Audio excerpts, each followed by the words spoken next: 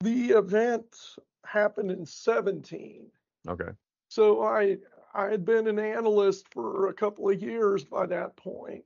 And after going through all the training and the different guides and stuff, I knew that one of the things that I needed to do was to look at different categories of crime and look for concentrations and and try to figure out what was causing the problem. So on while I was doing that, looking at sex offense issues one day, I noticed a concentration. And then, as part of my process, I would go through and open each one of the reports and read each report to see, well, is this being caused by a single offender? Do we have something like that going on? Or is it just kind of a place-based kind of thing? But when I was reviewing the report, I noticed that it sounded a lot like something I'd heard before or read Hmm. before. And one of the other tasks that I had, and I'm not sure if it really is the best task for the crime analyst, but it was one of the jobs I had was to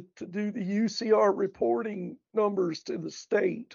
Mm-hmm. And as I went through that reporting for the state, I would have to review each homicide every month and provide certain bits and pieces of information for the UCR report. And I remember encountering a report where some remains were found that we couldn't identify, and it was in a particular house in a particular location. And as I was reviewing the report that I mentioned before, I was like, where does this? I was reading the details, and one of the things that it talked about was a potential homicide that occurred. Well, long story short, I was able to put both incidents on a map, kind of step through the timelines in each one, and lo and behold, the two were related. And as a result, I forwarded that to the investigator assigned, both investigators, because there were two separate investigations. And it turned out that